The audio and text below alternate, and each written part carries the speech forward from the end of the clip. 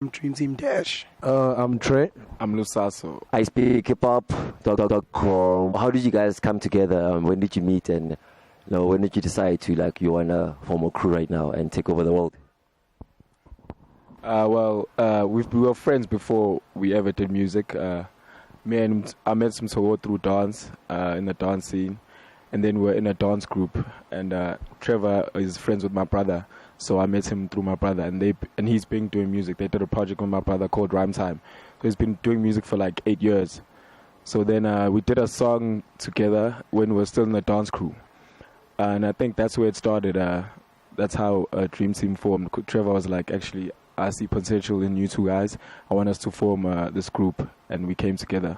What year was this? This was 2010. Just tell us what you're about in your music. Well, basically, I think, like how every artist would say, it's life story, speaking about our lives, experiences, emotions, thoughts, and just getting across a message that we feel is relevant to us and our audience.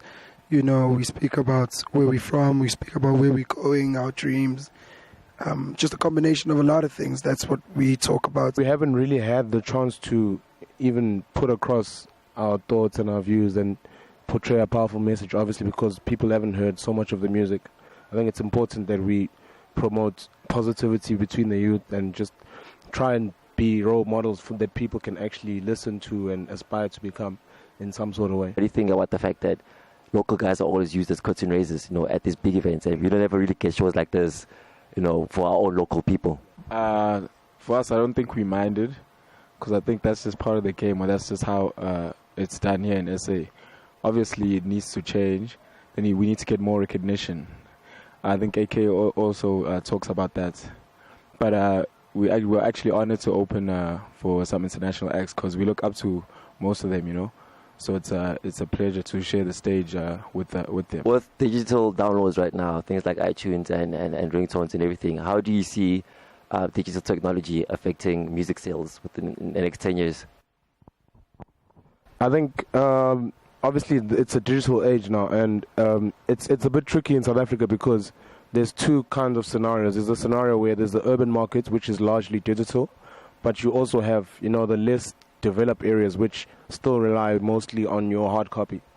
So in as much as we're kind of leaning towards digital now, I think also you just need to have some sort of hard copy for other people that might want to actually listen to your music, and to even put some sort of effort into marketing to those people.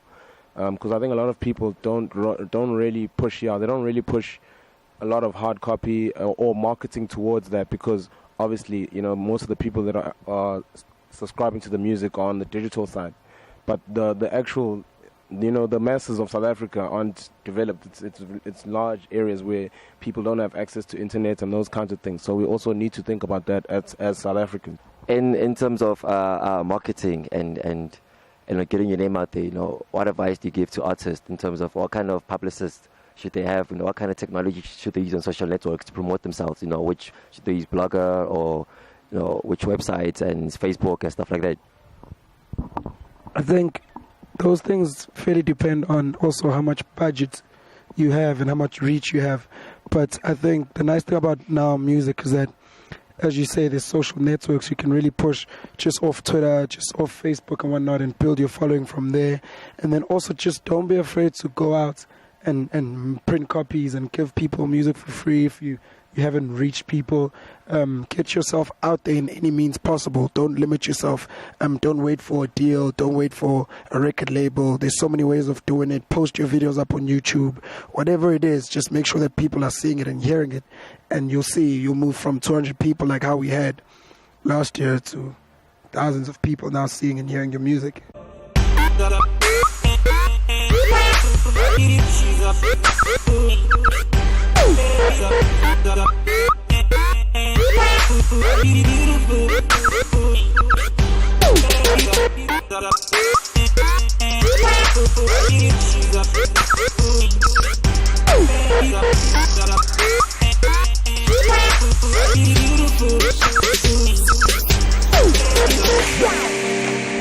What's up, everybody? We go by the name of Dreamteam.